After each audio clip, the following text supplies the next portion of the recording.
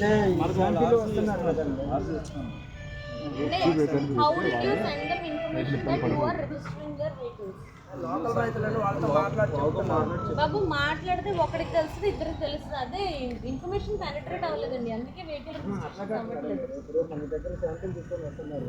అదే చెప్తున్నాను బాబు నీ దగ్గరికి వచ్చినోడికి నువ్వు చెప్తావు నీ దగ్గరికి రానోడికి ఎలా తెలుస్తుంది వెహికల్ రిజిస్టర్ చేస్తున్నట్టు ఇంటింటికి వెళ్ళి డోర్ నాక్ చేసి చెప్తావా కమ్యూనికేషన్ వాట్సాప్ యూజ్ చేయి ఏం చెప్తావు నా దగ్గరికి వస్తే చెప్తావంట రైతులకి ఫీల్డ్ రెడీగా వచ్చింది అనుకున్నప్పుడే డిపార్ట్మెంట్ వాళ్ళు రైతులకి ఇన్ఫార్మ్ చేస్తే ఎవరు అదే బాబు వాళ్ళ ఆలోచనలో వాళ్ళు ఉంటారండి. ఫీల్డ్ మొత్తం మూమెంట్ మీద వచ్చిన తర్వాత మీరు మాకు ఇన్ఫార్మ్ చేసినా మేమేం చేయలేము మేడం గారు. ఫీల్డ్ మొత్తం మూమెంట్ మీద వచ్చింది కదా దాన్ని కట్ చేసి తీయాలి.